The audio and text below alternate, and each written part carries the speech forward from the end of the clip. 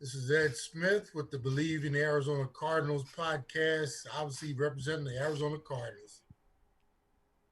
Javon Adams, representing the Bleav in the Arizona Cardinals podcast, representing the Arizona Cardinals. What's up, guys? Ryan Dyrud with the Bleav in LA Football podcast, representing the Rams today and also the LA Football Network. How's it going, everybody? Scott Reichel, host of the Bleav in Betting Bay Area podcast, and I will be representing the 49ers. What's up, everybody? Lofa Tatupu, former linebacker for the Seahawks and representing the Seahawks and the Seahawks podcast. This is Brett Davern, also representing the Seahawks podcast on the Bleav Sports Network. Nice, guys. Everyone representing your team. It would have been weird if we all mixed up teams. Seahawks guys doing the Rams and vice versa. It would have been interesting. Speaking of interesting, this division is wild. This is the NFC West RoundTable. I'm Joshua Fisher, one of the producers of the Bleav Podcast Network. And this is a crazy division, right? The Rams go to the Super Bowl. The 49ers have the second overall pick. 1 year removed from that, the Rams miss the playoffs. The Niners go to the Super Bowl. Proves that anything could happen any given Sunday. An offseason, a draft can really change and turn things around. Right now, as it stands, what is the most important thing in this division? Could be the most important player, the most important coach, the most important unit. What is the most vital thing in this division that is the biggest X factor in this division? It doesn't have to be from your team. The biggest X factor in this division. We'll start with you, Ryan. For me, I think it's always Russell Wilson. I was talking about the Rams, but arguably the best quarterback in the division. Not really arguably. He is probably right now the best quarterback in the division. I feel like year after year, I always kind of count the Seahawks out, and Russell Wilson leads them to the playoffs every single freaking year. So he's just a wild card. Yeah, what they're able to do and how they do it, and they're the cream of the crop right now. I mean, obviously the Niners going to the Super Bowl, they're kind of above them, but the Seahawks going to the year still with Russ at the helm, and so the Rams have a lot of work to do to get back to that pinnacle they were at just 2 years ago. But for me, it's Russ. And are the Seahawks your top dog in the division or the Niners? I mean, it's hard not to say the Niners, considering they lost literally nobody other than Emmanuel Sanders and were just in the Super Bowl, losing to the Chiefs, but I just never count Russ out. I think what he's able to do and what they do up there in Seattle, they do things a little differently. To me, Russ is the top dog. So I still go with the Seahawks right now. But, it's hard to – I don't want to disrespect the Niners for what they did. Nice. Ed, biggest X factor in the division right now? Man, to be honest with you, I'm looking at the Rams and what they do with Todd Gurley, man. It's going to be really interesting to see if they deal him, if they bring him back.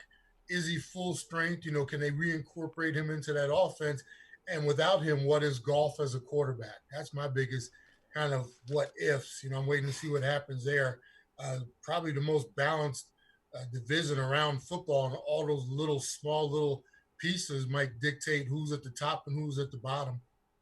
Mm-hmm. Javon? Really, I think I'll take a macro look at it with quarterbacks, because when you look at just we all know that this league is based upon you're only going to go as far as your quarterback will take you. But when you're looking at the NFC West, the young quarterback, in terms of our quarterback here in Arizona, has to take that next step. You have established quarterbacks like Wilson that have so much on their shoulders. So that it's the quarterback play. You look at the 49ers, and there's so much of blame that was laid at the feet of Garoppolo. With his performance in the Super Bowl and so forth and so on. So I think quarterback play is really just the overall kind of overarching theme for me for the NFC West. And do you feel like you have a guy in Arizona that's competitive enough to take on a guy like Russell Wilson, to take on a guy like Goff, who didn't have maybe the best season last year, but is again a year removed from having an excellent season? I think so. I think what the biggest thing is, and Ed and I talk about this a lot on our show, is that instead of being such a horizontal offense, they have to be more vertical when it comes to how they're, and hopefully with Hopkins coming in and maybe what they'll try to address in the draft is to be able to get some more people that can go down the field. And I think that will help open up a lot of things for him and allow him to really grow and flourish. Nice. Scott, what do you think? The biggest X factor in the division right now? Well, I was going to say Russell Wilson, but Ryan already took that. So for me, I'm going to go with the Rams front office. When you say X factor, that's definitely something to keep in mind, as they have had a very bad streak, and that's actually putting it lightly when you look at the recent contracts they've given out.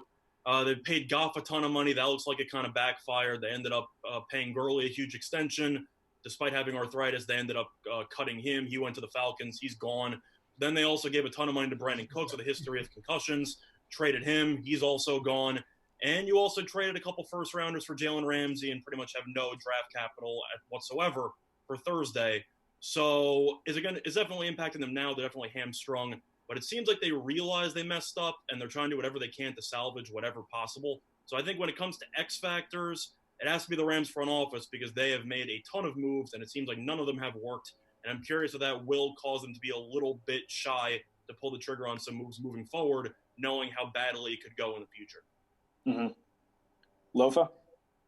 Yeah, for me, we talked about quarterbacks, very important piece of the puzzle. And Arizona's got a great one in Kyler, and that progression from year 1 to 2 is going to be big to watch. But I think what the Hawks have done on both the O and D line, they are deep, and we don't really have a need going into this draft other than the premier pass rusher. So hopefully we get Clowney back. I'm not going to look for that one. But that O and D line and the depth, when they made the runs to the Super Bowl in 13 and 14, they were deep on both sides. So that's what I think is going to be the biggest factor. Yeah, 2 crazy front offices. I mean, Scott, you mentioned the Rams going all in a lot of places, and they get into that Super Bowl, but it quickly backfires the year after. And then we are just a couple years removed from Russell Wilson having to run for his life in the offensive line. There was like janitors coming in there, it seemed like, from out of the locker room and jumping on left tackle. But now they have a stout offensive line, and things are looking good in that direction. And they really don't have much of a need, especially if LJ Collier, the guy who no one saw coming out of the first round, pops up and kind of could take Clowney's place. Last but not least, Brett, biggest X factor of the division. Yeah, I think the biggest X factor right now in what is, I'd say, the best division in the NFL right now is, for me, once again, by the way, I mean, it was years ago, and now, I mean, with the Niners just being in the Super Bowl, the rivalry's back with them and the Seahawks, and Arizona's knocking on the door, and of course the Rams were just in the Super Bowl a couple years ago. So for me, it is definitely the best division in football. But I think the biggest X factor right now, as we sit here today within the division, is probably what happens with Clowney and whether the Seahawks can retain him. And if they don't, do they make a trade for someone? There's talk of a trade with the Jaguars or whatever, but that could really shift the power balance. Because if they get that shirt up, I mean, it seems looking good to me next year. Yeah, the whole Clowney situation is wild. Like, if we told you guys the first overall pick in 2014, the first overall pick in 2015, and the MVP in 2015, Cam Newton, were unsigned heading into the draft. Right. One of the crazier things of the year, and that's saying something, right? It's bonkers. On a positive note, we'll go to the little positives over here. We'll start with the Seahawks, guys. Brett, we'll go to you since you finished us off last time. And the last question, what's your favorite move of the offseason by the Seahawks? Favorite thing they've done so far? Oh, well, I mean, they give a 5th round draft pick to Washington for Quentin Dunbar, who, according to a lot of experts, and I think Pro Football Focus had him as the 2nd best cornerback in the league last year. And that comes on the heels of John Schneider giving away a 5th round pick for Quandre Diggs the year before. So these 2 huge pieces in the secondary that he gets for 2 different 5th round picks, in the front office, we trust up here in Seattle, and that was a huge move. Great move. Yeah, and I'll say it proudly. I'm a Longhorn alum, and Quandre Diggs is a baller. Seen him live too many times to not know that. Yeah, and he came in, without even a full offseason last year and looked great.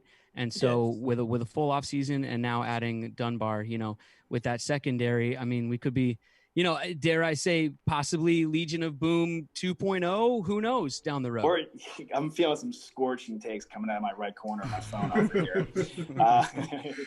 Lofa, how about you, man? Biggest move, like I said, shoring up that offensive line, but what gets me excited. So yeah, Russell gets protection, right? That he very much needs, and hopefully we get the ground game going. That's where I could see them maybe going after a back potentially in this draft because both Carson and Penny are banged up coming into the season. But that D line again, it can't be understated. How and Bobby Wagner protecting a defensive MVP candidate. And we got depth now. And in years past, like I said, when they went to the Super Bowl, think about it. Cliff Averill and Michael Bennett, 2 Pro Bowl players, were not even starting on that Super Bowl team. it was Red Bryant and Chris Clemens. Now, how crazy is that? So when you talk about depth, and then we just added Bruce Irvin. We got Jay Reed back, but we added Bruce Irvin, who had 7 or 8 sacks, and then Benson Mayowa, who was on the Super Bowl team. He also contributed 7.5 sacks, I think, in 300 snaps last year. So going to be fresh and rolling through. Fresh legs is huge in the NFL. I mean, yeah, you know better than anybody. Big time. Scott, man, favorite move by the Niners this offseason? Well, they had a couple of good moves that are tough to choose between, but I actually really love the re-signing of Jimmy Ward to that secondary. I think he's a very solid player, very versatile, can play corner or safety. People will always talk about how good the 49ers front was, and it really was phenomenal, as everybody knows. That secondary was still ridiculous with Sherman having, I don't want to say a renaissance year, because I would assume that, he was a little bit down. But coming off that serious injury he had, he was phenomenal. But Jimmy Ward was also a huge staple of that secondary, and bringing him back for another 3 years, paying him $28.5 million with $17 million guaranteed. Pretty friendly contract considering his production. I think that keeping him definitely helps provide some stability to the secondary. Totally. Great. Very, very, very under the radar signing right there, re-signing over with Jimmy Ward. Javon, how about you, man? Favorite move by the Cardinals this offseason? I think it's an easy one. Very easy. One of the things that Ed and I always talked about during the season was David Johnson and how would the Cardinals go about addressing this. We didn't think that there was any way out from under that contract. And so being able to pull off a trade, the Hopkins trade, I think that's top of the list.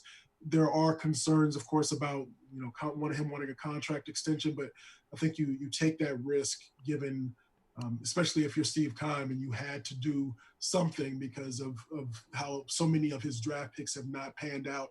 So definitely bringing a wide receiver who doesn't have blazing speed, but we all know his catch radius. We know he's a top receiver in the league. But yeah, Hopkins coming to the team most definitely. Absolutely. Ed, you want to reiterate or anything else you love?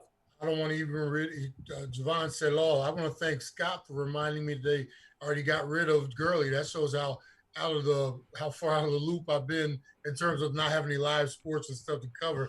I'm talking about Gurley like we're watching reruns all day.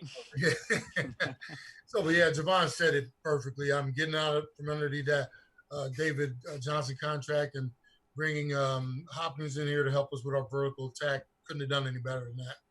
What did you guys think, Javon and Ed, when you woke up that morning?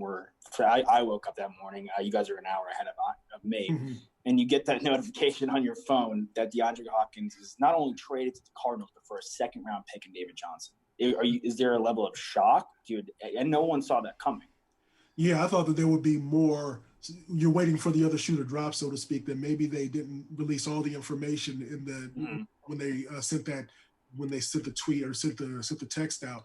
But, I mean – yeah, you take that every day. You just run and you just before he comes to his senses and you try to just go ahead just because there's a conflict of personalities or those types of things. You take advantage of that right away. Mm-hmm. Absolutely. I had to get it verified 3 times before I even believed it because I couldn't imagine O'Brien was that a second round pick and take that contract from David Johnson. I was floored.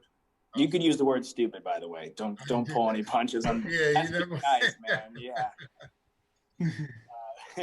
Gee, I can't. I would go. You look. We have to look around. You got to think. You guys got lucky. How can no other team pull that off? Right? Crazy. Yeah, you just never know. You got to be at the right place at the right time. Exactly. Right. In the NFL. Ryan, how about you, man? Favorite move by the Rams this offseason? Yeah, well, first, Josh, I was curious how long we'd make it before you dropped a Texas alumni reference, so we made it like 10 minutes or so. I made it 10 minutes, yeah. Knew we had to get that in there soon, but as far as the Rams, going into offseason and kind of what they've done, I feel like they've gotten kind of ripped to shreds, but in reality, for what they had going for them and the cap space they had sitting at about $20 million, I thought they've actually done some decent things. The biggest, I'll say 2. I'm going to cheat a little bit here. But the first one is, and I don't want to spin the coronavirus any positives coming from it because it's been a horrible thing, but the fact that Michael Brockers signs with the Ravens and then unable to really get a physical done by the Ravens because he can't travel there, that deal falls through, and then he re-signs with the Rams for less money. I thought that was a huge get, able to bring back a staple, that defensive line, who's so important to the run defense, and, pair him with Aaron Donald. They're able to kind of keep that and solidify that line. And the other one is getting out of the contract of The receiver that for some reason I'm drawing a blank on his name right now, Brandon Cooks, thank you. You know, they go right back to Bill O'Brien, who doesn't really know what he's doing as a GM, and they get a second-round pick for him. So unbelievable that Bill O'Brien will trade a second-round pick or get a second-round pick for DeAndre Hopkins, and then he'll give away a second-round pick for Brandon Cooks. So it kind of shows the sneakiness of Les Snead and Sean McVay to get out of that contract. And nothing against Brandon Cooks. He's a great guy, good team guy, but you know the concussion issue is there, so they're able to double down, get a 57th overall. So they have now 5 picks. I know they don't have a first-round pick, but they have 5 picks in the first 4 rounds, which I think they do have some decent draft capital. They can start building things back up. So those 2 moves, I think, were the biggest for me. Yeah, I mean, it's good to see that Les Snead and McVay kind of stick to their guns and, you know, kind of don't pull back and keep wheeling and dealing. Trust, you know, they're down the river at this point, right? There's no going back. So you kind of got to stick with this ship in a sense. Yeah, they're just cool to see them.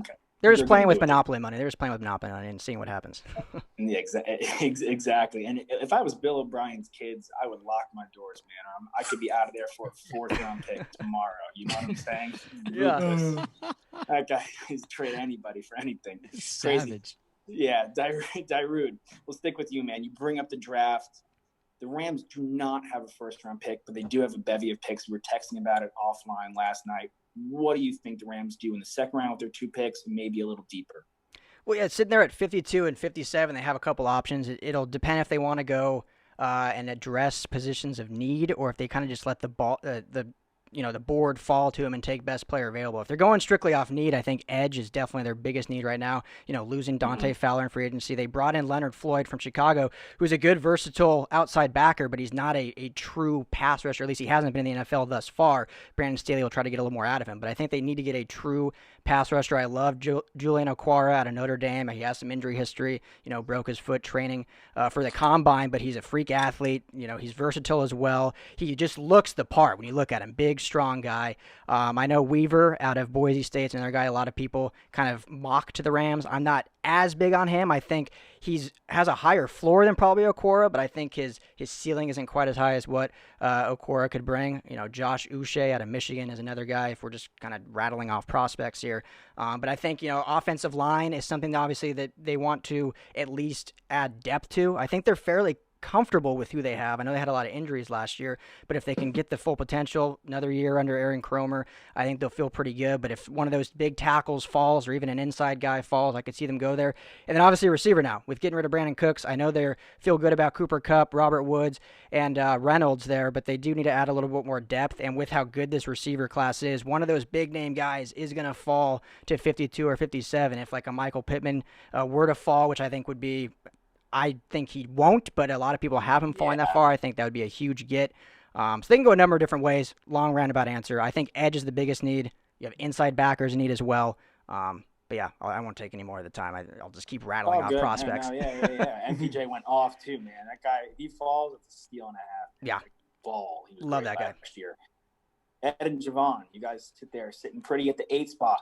How are we feeling? What direction you want to see them go? You want to see them move the pick? You know, that's been talked about too. Ed, we'll go to you, man. How are you feeling with the Cardinals, the 8th selection? I think with all the good that Steve Keim has done during this offseason, in my opinion, we had a podcast earlier or late last week to discuss this. If he doesn't go offensive line to protect that asset of, you know, Kyler Murray, I think, in my opinion, everything that he's done so far this offseason for me goes right out the window. We don't need any more offensive weapons. You got your Kenyon Drake, you got your Hopkins to incorporate into this offense. We can figure out other things. You have to go out, in my opinion, get the best available offensive lineman. Over the last bunch of years, all they've done is draft offensive linemen in the 3rd and 4th and 5th round, and you see what we've got. We've got a tattered offensive line that no bullies on there, no dogs on there. You got to make sure that this pick is spent wisely. It's not a sexy pick, but like I said, you got to go out and secure either that left side or right side of that offensive line on the outside. All the other stuff be doggone. So, I mean, Javon, we differed on that last week. I'm interested to see where he goes with this one right now. No, I'm glad you guys are different. That's exciting stuff. And it seems like the obvious thing they have to go offensive line. You never know with Kingsbury. And poor offensive linemen, they're always described as non-sexy picks. Maybe one day we'll get a beautiful-looking offensive lineman that just comes out of this. 2020. They're all sexy now. Javon, what are you thinking for the Cardinals at number 8? Yeah, we disagree on this one. I just don't trust Keim to select an offensive lineman, man. I don't care if it was insert classic, Hall of Fame offensive lineman. Walter Jones. Seahawks, guys. We were ready for that one, dude. Orlando Pace. We'll go Orlando Pace. Or Orlando Pace. I wouldn't trust him, but I would be more inclined to go, especially maybe at this pick, maybe to go something defensive line. Okay. When you look at, because where I have the needs are kind of offensive line. I have it at the top, so don't get me wrong. But defensive line, quarterback, wide receiver, and then maybe look at the edge a little bit. But maybe go defensive line. I really just don't trust. I just don't trust Keim to pick an offensive lineman. I don't know. He just has bad luck with it. Maybe he can find somebody in the later rounds or something. But that first round pick, I'm just not positive. And do you guys want them to keep the pick at 8, or you want them to move it, maybe get more assets and drop back a little bit? I'm more inclined to keep it personally. Okay. How about you, Ed? Hey, I'm more inclined to keep it and try to be smart about it. Yeah. Well, it seems like everyone and their mother's trying to trade down in this crazy draft. We'll go to you, Scott. Niners got 2 picks in the first round, 13 and 31. They traded DeForest Buckner to the Colts for that 13th pick. What do you see the Niners doing here? Well, first of all, I think that there's going to be a 95% chance that they actually trade out of the 31st spot here. I don't want to say it's a bold call, but they pretty much need to do it. If you look at all of their picks in the draft, they have 0 combined draft picks in the 2nd, 3rd, and 4th round. They pretty much have to trade the 31st pick. The 13th pick, I think they could trade also. But since the receiving class is so deep, I actually think that they might go after Kinlaw with the 13th pick to replace Buckner. I think that's a perfect fit if he ends up falling there. And at 31, I know that John Lynch is not afraid to trade down. We've seen it before. Even though it was 1 spot, he did trade down with the Bears because they traded up to take Trubisky. That's an all-timer right there in terms of trades. But either or, John Lynch has proven he is willing to trade back. And with no picks at all in the middle rounds, I think they pretty much have to. They have been linked to some people being on the block today. D Ford's on the block. Apparently Quan Alexander, Jaquiski Tart, and Marquise Goodwin are also on the board. I think Goodwin's gone. I think there's pretty much no point in them keeping him. He barely played last season. They could probably get a late round pick for him just based on his speed alone. For me, everyone thinks the 49ers are taking a wide receiver at the 13th spot, which definitely makes sense. But this class is so deep in terms of wide receiver. I think they could potentially go for a Pittman in the 2nd round if they end up getting a 2nd round pick for that 31st spot. So for me, I think they're going to go Kinlaw with the 13th and trade back with the 31st. Nice. Love that right there. It's such a deep class. I mean, you could get guys in the 3rd round, right? Even, that'll drop out of the 2nd round. Yeah, I mentioned him just as an example because he's from California. So that just makes perfect sense if they would go. Yeah, that's fair. USC guy, get Lofa excited. Lofa, what do you think the Seahawks are doing at the back of that draft? You think they're going defensive line, kind of buff that up? Anybody you like specifically? Everything I've heard, they've been, mock drafts have, linked us to Epinesa at Iowa. Now, I haven't seen a ton of film on him, but, if that's who they're excited about, I think he should be there towards the end of that round, much like Collier was there. And then the growth of Collier will be big, just as years prior. We got Quinn Jefferson in the 5th round, and, he tore his ACL, came back, fought his way back to the roster, and then he just got a good little payday going to Buffalo this past offseason. So, again, going for that depth, I can see them taking a DN there, or I'm going to go out of the box because there also been, rumors that we were interested in Yannick Ngakoue, and me and Brett were talking about this on the Seahawks podcast. He's a proven commodity, man. He puts up numbers and he gets sacks, and if that's, if we're not able to get Clowney, I could see a trade, which has not really been our style in years past, but when we're really right there knocking on the door of late deep playoffs and Super Bowl, that pass rush is the most important part. And just, big plays coming down the field, especially with how we beefed up the secondary. And then Bobby and KJ just have a field day. So if they don't take a DN there, they're trading back, and, I'd see a running back and maybe even something free agency if they can get something done with Clowney. Would you rather see them trade that back end pick for a Yannick Ngakoue and skip out on Clowney and possibly pay Ngakoue, even though you gave up a third rounder for Clowney, something cheaper for Clowney? I would rather sign Clowney because he fits in the system. They love him in the locker room. It's you're messing with the chemistry of the team, and it's not a guy coming to a new city. The exciting part about Yannick coming though would be that it's a 1 year prove it so we can go get paid deal, right? So you're going to get a lot of production from a guy that just isn't happy over in Jacksonville for whatever reason. So I don't think you can go wrong either way, and Yannick's going to come at a much lesser price than Clowney, obviously. Mm-hmm. For whatever reason, I've been to Jacksonville. I can name a few. Brett, we'll go to you, man. What do you think the Seahawks do over there? Well, if history teaches us anything, I don't know if they're going to pick anyone with that first round pick. Pete and John love to trade out of the first round. So I could easily see them doing that again. A lot of mock drafts have them taking the D end, which would be fine with me. Like Lofa said, add some depth there. I think that'd be great. I've seen some mock drafts having them taking an O lineman. I don't know if those are not updated or not, because we have like 38 offensive linemen right now. The Seahawks have a secret plan next year to, have 10 offensive linemen on the field, right? and Russell. Yeah. They figured out something with the rules committee or something. I don't know what they're doing. They have so many offensive linemen. So if they take on offensive linemen, that would be a shocker. I think if they trade down, get some more picks, they've proven in the past that they can find really great value in late rounds. Russell Wilson was a 3rd round draft pick. Richard Sherman was a 5th round draft pick. Yeah. So, I trust them to do what they're going to do, but if you force me to give a real prediction, I don't think they pick anybody with the first one. I think they trade it. Okay. And do you really trust them in the first round? Because they do get great value in the later rounds. But Collier, he was up and down last year. You really don't know what you have with him. Rashad Penny at the 27 year before. They haven't been too Fetty before that, a couple years before that. They haven't been too spot on in the first round. Yeah, lately it hasn't really panned out. Even LJ Collier, he has the whole offseason this year. He'll be more acclimated, whatever, but didn't see too much from him last year. Yeah, but I guess maybe that's because they're picking so late in the first round. I guess silver lining, maybe. That's a great way to look at it. Yeah, exactly. Scott, we'll go to you, man, for a quick question. What's one move you wish the Niners made this offseason? They're very close to winning the Super Bowl. You really don't get much closer than that. What's one move you wish they made in the offseason that they didn't? Something they sat on. Well, overall, I do think they did a pretty good job as a whole during the offseason.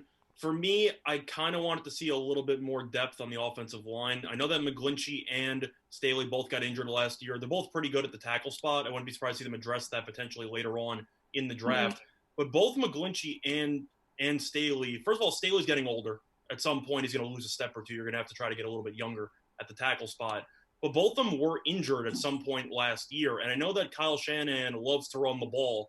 Doesn't really matter which running back they use, whether it's Coleman, Mostert, or Breida. They all pretty much are successful in that system. But at the end of the day, offensive linemen tend to be one of the most underrated. Somehow they're still extremely underrated when it comes to actually building the foundation of a team.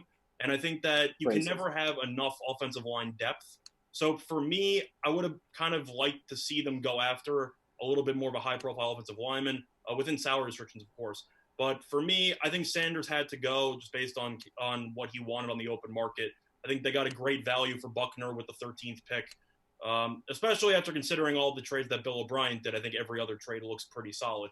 But getting a 13th getting a 13th overall pick for a defensive lineman due for a massive payday is definitely a good contract, definitely a good trade.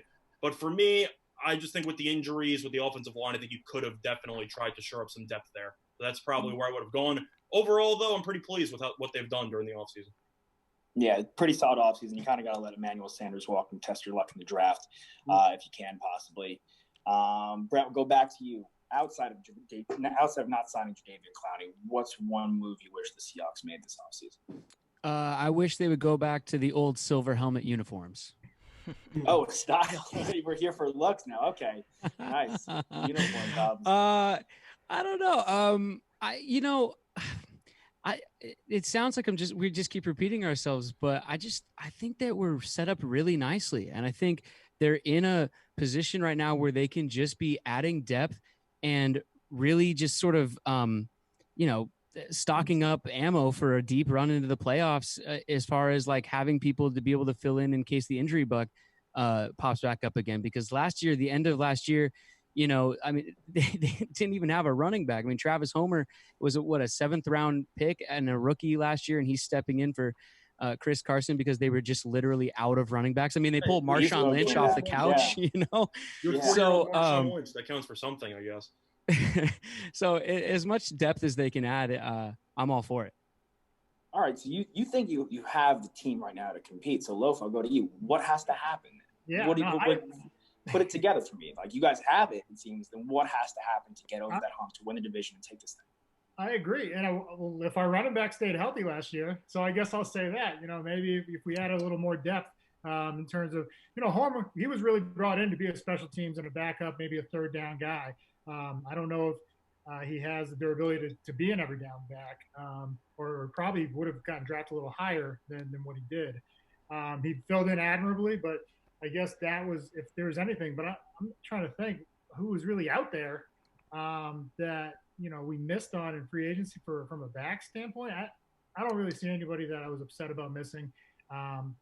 We found Chris Carson in the 7th. So, like, for all the misses that everyone wants to talk trash about in the first round, we find plenty of depth and quality, in the later rounds and then value there. So, I got total faith in what we've done or what we even haven't done because we don't have needs. And that's the best part about going into this draft is we're going for, best available and guys that we want because we don't have a glaring need. Other than that one pass rush and maybe a future O-lineman, I don't see anybody that we would have to trade up for and go get because and that's kind of a cool thing is that they haven't banked on somebody coming in. And, when Russell Wilson was drafted in the 3rd round, they weren't banking on him to be the cornerstone and a future Hall of Fame. They took him in the 3rd round. And, Pete Carroll luck.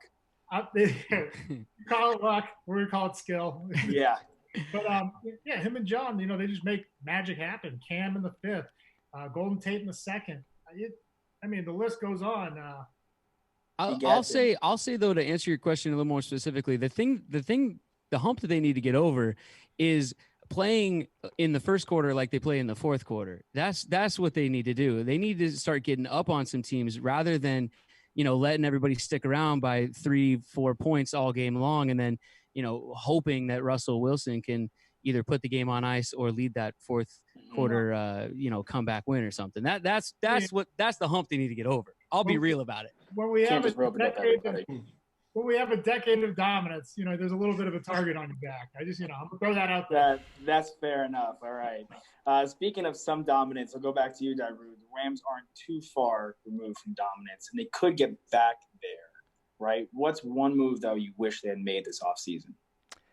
For me, I'll just keep it in house. Obviously, I talked about their cap situation, so there really wasn't a lot they could do in addressing, other free agents. But Corey Littleton is a guy that I've been a stan for since he was undrafted out of Washington. I love his play. He's been the admiral of the defense. I think he was, in my opinion, one of the top linebackers in the entire NFL last year. Bobby Wagner for Seattle is probably my favorite linebacker overall. And then Corey Littleton's kind of close second behind there. So I really wanted to see them bring him back, and especially for what the Raiders paid him, I thought they could have actually afforded the contract that he got. So I was bummed by that. And the other move, I'm going to give some kickers some love. Greg the Leg Zuerlein goes signs with Dallas. Zuerlein's been great for the Rams. He's one of the top point scorers in the Rams' history. He's super accurate. His accuracy beyond 50 yards is second to none in the NFL. Obviously, his 57-yarder in the NFC Championship got him to the Super Bowl. So now that's a big question mark, and we've seen teams that have kicker struggles lose big-time games, and Greg the Leg unfortunately did lose one against Seattle last year, missing a last-second kick. But, now that just is a big question mark. They brought in a kicker from the CFL. I'm not even going to try to pronounce his name, but we'll see what he can do. But, yeah, if it was me, bringing back Corey Littleton and somehow retaining Greg Zuerlein, I think were two big moves they missed out on. Crazy. You cover the Chargers and the Rams, two opposite sides of the coins on kickers these past couple of years. Yeah, now probably the same. Well, now the Money Badgers and the Chargers, maybe they'll be okay. So. Yeah. I got to ask you quickly, though, Goff. Nothing's changed with him. He's actually taking a pay cut, it seems, behind closed doors. do you have faith for Goff going? Because we've discussed all the other quarterbacks. Obviously Jimmy Garoppolo, we know what we're getting with him, but it's really that defense that speaks for itself. We brought up Kyler, we brought up Russell Wilson. Goff, that was kind of gone under the radar so far on this round table. How are you feeling about Goff going into this year? Will he kind of buoy out? Will he go back to where he was excellent, or do we see the true Jared Goff last year? Yeah, no, I think Jared Goff will be fine. I think he gets a lot of hate that is, obviously when you make that much money or sign the contract he did and you play the most important position in the game, you're going to have stuff coming to you. But I think they went away from what they were good at 2 years ago. Obviously, some of that stems from the lack of rushing game they had and Todd Gurley's knee and the injuries they had on the offensive line. But a lot of that you can put on Sean McVay. He abandoned the run early in games. He asked Goff to throw the ball 50 times a game. They changed their scheme setups a lot. So if they're able to get back to what they do well, I think he'll be just fine. A lot of quarterbacks hate the phrase system quarterback, but outside of Russell Wilson, Aaron Rodgers, and some of these other guys that can go off script a lot, you're going to be based on what your system is, and Goff does that with Sean McVay. And so if they get back to doing what they do well, I think he'll be just fine. He's got a good arm. He's very accurate. His teammates like him. He's more of a quiet guy, but I think he can do fine when he's given the right tools and assets, and I think they're trying to do that. Now we'll just see if it does work, but I think he'll be okay. Love that you bring up the term system quarterback, because it's always viewed as a negative, but if you're a system quarterback, kind of means the system's working a little bit. You know what I'm saying? To be labeled that. So there's a guy that used to play New England, number 12, who could attest to that. We'll go to the Cardinals. Javon, good to have you back. Thought you left for a second. Glad to see you're still here.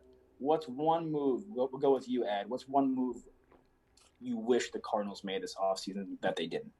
I'm going to go off the grid here, man. I don't think there's a move. I think it's more of a circumstance. I think they've done everything great to this point in the offseason, getting ready for the draft. And not to make light of it, because it's more about us as a people, but it's how it's affecting the sporting world. The coronavirus, man, is taking all these OTAs and opportunities for this team coming together. You got a quarterback getting ready to go into his second year. There's going to be no off-season workouts. There's going to be no powwowing with the new head coach, with Coach Kingsbury. Guys getting the opportunity to go out on the field and work together. And Lofa, you know how valuable that is. We always grunted about those off-season workouts.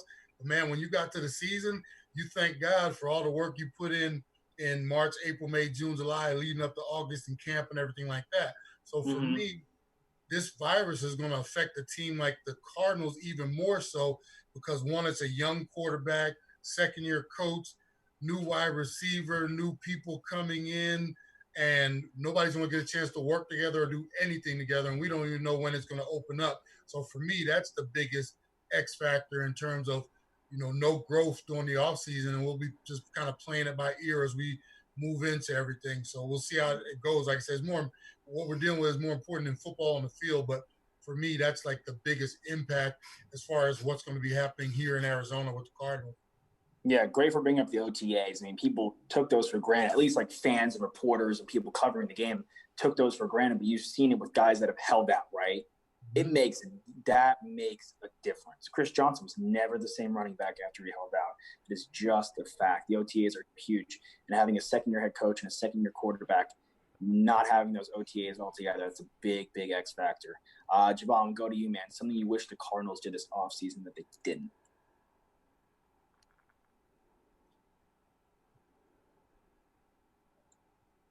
You with us, Javon? Well, my partner, that's a very good point, my smart partner there. But I think even though, as I mentioned earlier, I had the can you hear me? Got you, man. Yeah. Okay. Yeah, after this, I'm going to have to drop off, gentlemen. But yeah, I think that even though the defensive line is something that I have so high on needs, I'm kind of disappointed that it's still so high on needs, because we signed a couple of different defensive linemen in free agency. And I think if you sign multiple people at that position, you would hope that would become, if not the strongest, at least a position of strength. And I think that's still an opportunity there. Nice. Yeah, I mean, you hate to see money spent and still have a need there. Welcome to the world of the New York Jets and the offensive line. I got to drop off, gentlemen. I apologize. All good, man. Thanks for hopping on and joining us. Right. We'll close off then in that case, guys, because time's flying. We've done a really great job. From each of you, I want a hot take I want a hot take for the draft, and I want a hot take for your team and or the division for next season. Scott, I'll go to you. Hot take for the Niners for the draft. Hot take for the Niners next season. Tough there because they were very close to the Super Bowl, and you've given us some takes already. But find one if you can for the Niners. Could be positive or negative. Well, I was going to say, I feel like I already gave out 2. I said they're going to trade. I know, man. You already beat me. And they're not going to take wide receiver until the second round. So all right. Well, first of all, for a hot take, I'm trying to figure out how to say this without sounding like a homer. I think they're actually going to make it back to the Super Bowl. As crazy as that might sound. I know.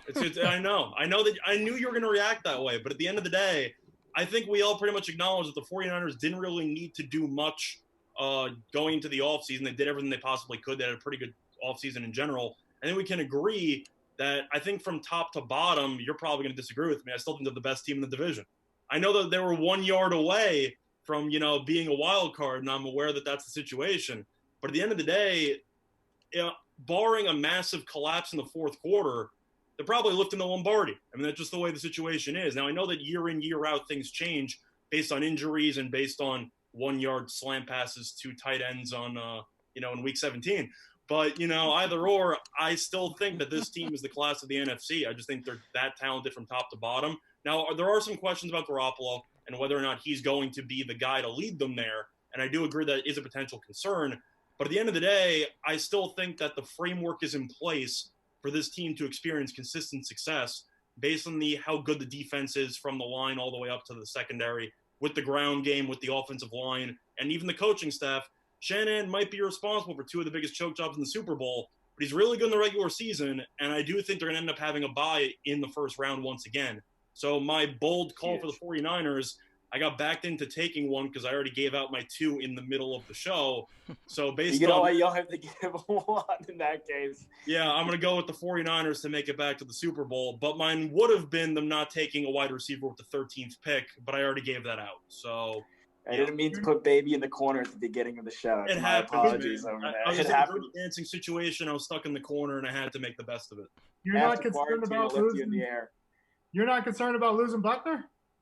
I think that definitely hurts, but I told you I think they're going to take Kinlaw to replace him. So I think that they're going to do the best they can to try to, I'd say, limit the damage of that loss. I do think that losing him is a big deal, but at the end of the day, I think you can agree from a long-term perspective, they were better off getting rid of him for a first-round pick than trading a defensive tackle a ton of money when you're going to have a bunch of other guys like Bosa, for example, who's going to be doing massive paydays in the future.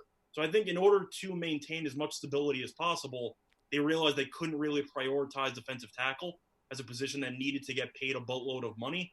So I think it's going to hurt? Of course. But at the end of the day, I think they realized that they'd rather make one sacrifice than potentially sacrificing future positions a couple years down the road. Yeah, good point. That kid Bosa about to make some money real soon. Brett, we'll go to you, man. You started off with some hot takes. Let's close with some hot take for the draft, hot take for the Seahawks. Yeah, my hot take for the draft is that the Seahawks will take a player in the first round. That's hot. I'm just kidding. That's not going to happen. It's not going to happen. My hot take for the draft, I think that I could see them figuring out a way to get a player like J.K. Dobbins and turn him into, the next Alvin Kamara or something like that. And just they have a way of just getting talent and then knowing how to utilize them so well. And so, there's a hot take for the draft. Who knows if that's going to happen or not. My hot take for the season is that my partner on the podcast, Lofa Tatupu, will fully realize the healing properties of CBD and, much like Beast Mode last year, make a return to the field this season. Ooh. Wow. Are you saying that because he wore a tank top and the cannons are out? Look at my man over there. I didn't realize the gun show was out. My bad. It's a total accident right there. I was doing it for SC, baby. Did you just bring him out of retirement? Is that a thing? my How that works. Listen, I'm telling him that I'm his new agent, and I'm just trying to do everything I can, okay? Are you getting 2% or 5%? We haven't talked about it that far yet. We'll get Cam Rogers to make a Just free huge ticket marketing campaign. No, I truthfully, though, I think the Seahawks, I think that this team coming into this coming season reminds me a lot of the team that was in 2012, in the run up towards them winning the Super Bowl against the Broncos. They feel like a young, like Oklahoma City Thunder team or something like that. That was when they were just on the precipice before they started going to the finals all those times. I think they got a lot of young guys. DK Metcalf in his second season, I mean, he was a beast last year at receiver. He's going to be one more year mature. If they can get these running backs back off of the injury, I mean, look, I think they'll be in the NFC Championship, if not back in the Super Bowl. That's, Ed, we'll go to you, man. Give me a hot take for the Cardinals. My hot take is Steve Keim is going to do the exact opposite of what I recommended early. He's going to find that shiny new toy, whatever it is, rather than, get that dump truck to secure that line. And I don't think we have a second-round pick. So once again, in the third or fourth round, we'll be scrambling to get the scraps left over as far as the offensive line. So I'm hoping that's not the case, but, we do everything we can to avoid success out here. So as far as, my hot take for the division, we're even with small improvements, and I think I mentioned earlier, we're not going to take huge strides because of everything going on with this virus. We're still probably going to be the fourth team in this division. We'll still be competitive because there were so many games we went into, second halves or at halftime with leads. And we found ways to give those games away. I think it will be a repeat performance this coming year of we just don't know how to close things out. So albeit we'll be in the best division in football, but we'll probably be fourth again, somewhere right around that 5 or 6 win total. Ed Smith, the realist over there. Love it. Dyrud, man, give me a hot take for the draft, hot take for the Rams this year. All right, well, I'll tie them both together. How about that? So the Rams right now, outside of Jared Goff, the only other quarterback on the roster is a guy named John Walford, who's their backup right now. Nothing against John, great guy, had some good preseason showings as a third on the depth chart, but I don't know if you want to go into the year with him as your backup. So I think the Rams are going to surprise some people and probably take a quarterback earlier than expected, maybe in the fourth, maybe a Jacob Fromm if he falls, Jacob Eason if he falls. And in doing so, I think that's going to push Jared Goff to rebound from last year. Just got paid a lot of money, has a lot to prove, a chip on his shoulder, and he's going to finish as a top 5 quarterback in the 2020 season. So they take a quarterback early, not necessarily saying he's the future, but it pushes Goff to the precipice. And we've been using that word, I feel like, a lot throughout this show, the precipice, and Goff finishes as a top 5 quarterback rebounding in 2020. Nice. Okay, so with the 17 mic drop, okay, I won't go back to you. You can go back to me. The 17 playoffs, so the Rams get back in that case. If he's a top 5 quarterback. Yeah, it'll be tough just because of how this division is. I feel like we see a lot, especially statistically, not always the top quarterbacks are on winning teams or even playoff teams. Matthew Stafford is kind of like a statistical anomaly, but the Lions are just awful every single year. I think they'll be in that 9-7, 10-6 kind of conversation. I just don't know if they'll have enough to quite get back, but I think they'll be right there. And if things go their way and if they get the kicker situation figured out, they might be able to sneak into that wild card. Nice. Lofa, we'll go to you. We already heard from your new agent, Brett Davin, LLC over here. Yeah. What do you got for us? Hot take for the Seahawks. Hot take for the draft, I don't have one. I coached there for 2 years, and we traded back, and I didn't even know who we were taking. So, I mean, even when I was on the inside, I was on the outside. So I'm going to say hot take. Now, hear me out on this one. It's not even the Hawks winning the Super Bowl. That's happening. The hot take is the Niners not making the playoffs. Ooh. All right. You said yourself, questions at quarterback. Is Jimmy G the man? They lost Buckner. And now they're going to have that thing that we call a target on their backs. And I've been there before, went to a Super Bowl, lost it. It was tough to rebound. We did make the playoffs, by the way, just throwing that out there. But as we saw the Rams, right? What happened to them? Falcons, tough. So that's my hot take is, we win it all, obviously, but that's not a hot take. It's the Niners do not make the playoffs. Dang. Coming at you, Scotty. Very odd. It's going to be fun. He's entitled to his opinion. It's fine. Yeah. Nice, guys. Gentlemen, amazing stuff. Had a great time with you guys. Good work all around on everyone's part. Real quick, Dyrud, where can we find you, man? Yeah, I run LAFBnetwork.com for all your Los Angeles football needs. You can listen to the podcast Bleav in LA Football, so Rams, Chargers, USC Trojans, Lofa, and the UCLA Bruins. We cover all that. While I'm talking still, Lofa, give me another hot take. Is SC winning the Pac-12 next year? Are they back or what? If we have a season, absolutely. Homer pick. Love it.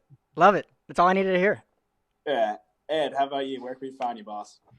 On the Bleav in Arizona Cardinals podcast, also with my brother Jay. We also do the Easy Sports Talk on KDUS 1060 AM out here in Arizona every Saturday, 10 to 12. Nice. Lofa? Yo, I don't even know. I know that's embarrassing. So I'm going to let my boy Brett, plug us. Nice. Amazing. Good stuff. Just Google him. Brett, where can we find you, boys? Hey, well, we just completed making all of our social media accounts for the podcast. So on Twitter, it's at Seahawks Pod, and on Instagram, it's Seahawks .podcast, I think. But if you start typing in Seahawks Podcast in the search bar, it'll auto-fill it in. Lofa is actually on Instagram at Lofa _ Tatupu 51, or is that right? Or is it Lofa Tatupu _ 51? I'm not sure. He has no followers, honestly. We need to get my man some followers. It's kind of it's upsetting how low his follower count is. That's so if you all could go find you got to get that going, man. You're 5% at stake over here. Man, he's not even verified. We got to get my man verified. So go follow him. Find him out there. I'm on social media at BDAV, BDAVV, because I'm an idiot, and that's what I made it when it all started. Nice. Scott, last but not least, baby, where can we find you? Yeah, you can find me on Bleav in Betting Bay Area. I do a podcast here every Thursday. However, special edition coming up this week. I'm not actually doing it Thursday. I'm doing tomorrow, and I'm going to be having Dave Mason from Bet Online on air, as we're going to go through some betting props for the draft, talk about what the books are rooting for, any line movements, etc. I plan on asking him to add a prop on my behalf on the 49ers trading the 31st pick. I'll see how that goes. And to offer an olive branch, of peace to the Seattle panel. If you want a prop that you want them to add also, let me know. And I'd also be honored to be Lofa's first Instagram follower, assuming if Brett actually knows what the Instagram handle is. I'm not really sure. As an agent, you should probably know that. Either or, we'll see. And it seems like, based on the panel, either the 49ers or the Seahawks will win the Super Bowl based on two of us out of here be in the Super Bowl. So keep that in mind. But as an olive branch of peace, I will follow you on Instagram if I actually know what account I'm looking for. It's Lofa _ Tatupu. I just looked it up. There it is. Nice. Okay. And that is No, wait. Sorry, I'm getting all messed up. It's at Lofa _ Tatupu on Twitter. Oh my gosh. No. So, Lofa, if you need a new agent, you can find me at Radio. Awesome, guys. Brett, I'm sorry. Whatever, follow me. I'll put Lofa in there. I'm available. Yeah, look it up. Amazing. That's Scott Rachel, Brett Davern, Lofa Tatupu, Ed Smith. You heard his man, Javon Adams, my brother from another mother, Ryan Dyrud. I'm Joshua Fisher of the Bleav Podcast Network. You can follow me at your own risk. Gentlemen, thank you so much for joining us today. Really great stuff. We'll see you guys later. All right, fellas. Appreciate you, brothers. Have a good one. There you guys. Gentlemen, excellent stuff. I'm going to dock this up tonight. I'll get it to you